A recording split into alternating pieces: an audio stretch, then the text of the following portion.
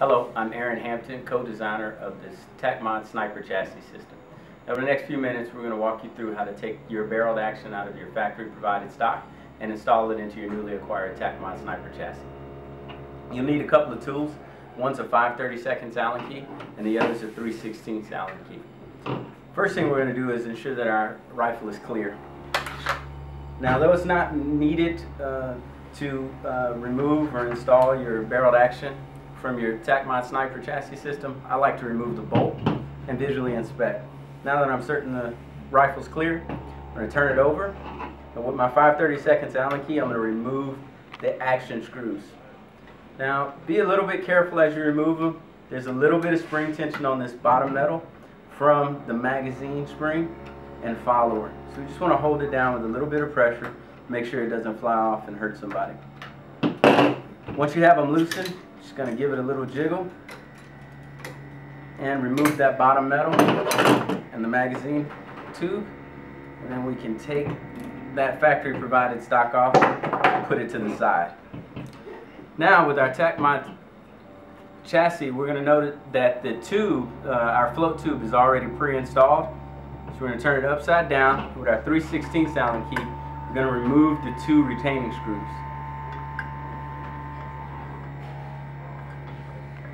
Now, all the screws for adjustment and installation on your TACMOD are 3/16. You'll note though that these two screws are slightly shorter than the provided action screws. But unlike on the factory configuration, both the action screws are the same length.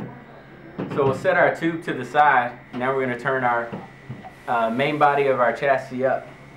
At this point, we're ready to install the barreled action. So what we want to do is look at the channel for our recoil lug. And you have your front action screw, your rear action screw, and the housing for your trigger. So we're going to take it and line our trigger up in the housing, and then focus on the recoil lug and push it to the rear of the recoil lug cutout. At this point, we're going to turn the entire assembly over and drop in the provided action screws. These action screws will be on a laminated card with your chassis, so you don't need to reuse your action screws from Remington.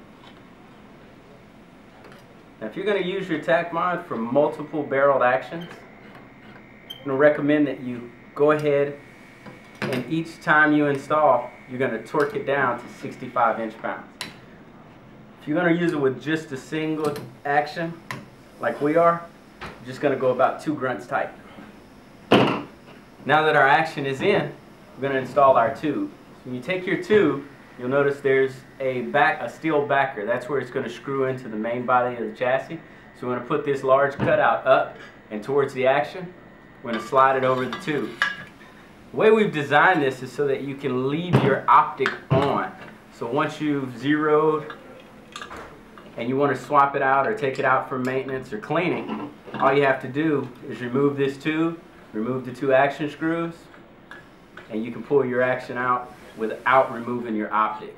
It's really important, especially if you're going to run multiple barreled actions out of one chassis. So now we're just going to screw those in, and keep in mind every screw that you're screwing into your TACMOD chassis screws into a steel backer. So you don't have to worry about stripping out aluminum or anything like that. At this point, your barreled action is now properly installed in your chassis. We're going to go ahead and check for function. So we'll take our bolt back, and just to make sure that nothing mysterious happened, we'll visually inspect. There's no round in there. We're going to slide our bolt in, pull it back, and make sure the bolt stop latches.